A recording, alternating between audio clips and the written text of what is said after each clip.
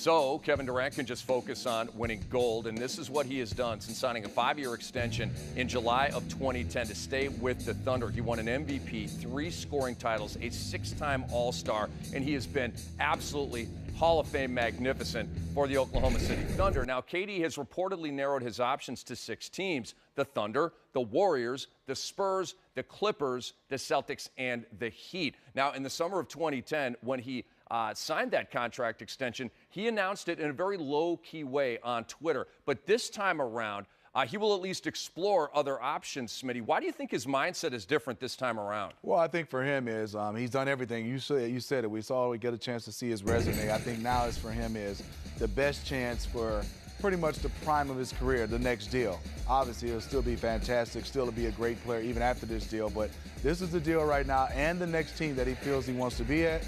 Make home basketball home, because he has enough money to live wherever he wants to, Rick. But I think for him is pick the basketball home and the best chance to win a championship. That's all that's left on that resume, is to win a championship. And there are 3, considerable dark horses here to get Kevin Durant: the Celtics, the Clippers, and the Heat. Who has the best shot of those teams to make the best first impression and get Kevin Durant? Miami Heat. Reason why Pat Riley, you still have guys like Chris Bosh, if he plays, if they can retain Whiteside and Dwayne Wade. And then there's Miami, the city. Spoelstra's a really good coach. And then you have that guy, Pat Riley, and everybody respects Mickey Arison as an owner. And if you get a chance to sit down with Pat, don't look him in his eyes, because Pat can pull the deal, and he's done it over and over throughout his career, to be able to come up with some guys and get them to believing in what he's selling and getting them to becoming a Miami Heat player. Are you saying he's got Jedi mind tricks? That's Pat Riley. I think if you can get in front of Pat Riley, he can sell you on basketball, too. He has that knowledge. So, Smitty, you helped the Spurs win the title back in 2003, and last summer the Spurs landed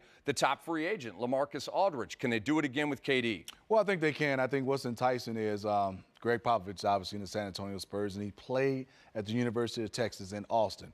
But I think when you ultimately look at it, I'm not sure will he pick the San Antonio Spurs. And this is a team right now, yes, they have Kawhi, who is their small forward.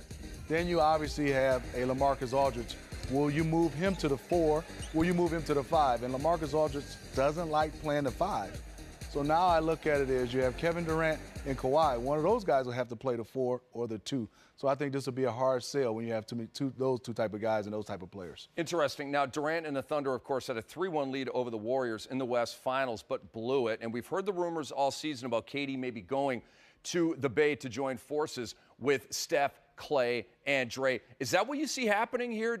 And would that be the best shooting team in the history of the NBA? By far. And I said it 2 years ago. If he ever leaves OKC, I think this is the Warriors. The reason why is he has a team in OKC that came close to getting to that championship, and obviously they've been there before. And if you're trying to win a championship and go on a team that's a little bit better than OKC, this is the team. I mean, yes, the Cavaliers won it all. You're not going there with LeBron. You're talking about a position, a small forward position. Love Iguodala, love Harrison Barnes, but that's a place where you have Draymond, and then the 3 best shooters in the league. When you start to add those guys together, you can put me at center and we can win. That is ridiculous right there in terms of effective field goal percentage. Curry, Durant, and Thompson would be 3 of the top 9, and Draymond Green. He's always smiling, by the way, there at 17. Now, Smitty, Durant has spent 9 years with the Seattle/OKC franchise, 1 with the Sonics back in his rookie season. What are the pros and cons of him staying in OKC? I think all the pros is you know this team, you know this city. Obviously, they have a new coach, but it's actually worked well. They were up 3-1. I thought Billy Donovan done a fantastic job. They've added some talent. They've been around, and they're still young. Steven Adams has done a fantastic job. You have Enes Kanter, and obviously you made the trade for Serge. But you bring in Oladipo. Oladipo is a guy, if you want to put him in the starting lineup, and replace Roberson, you're fine. If you bring him off the bench, you have him in case Deion Waiters chooses to leave or they choose not to re-sign him back. Oladipo is one of those guys. They have another guy that can run. So I think everything is there as far as the pros. The cons is Russell Westbrook going to be there after next year. Then I think that's the cons where Kevin Durant has to think about. Call your shot right now. Give me a prediction. Kevin Durant plays next year where? Warriors. Really?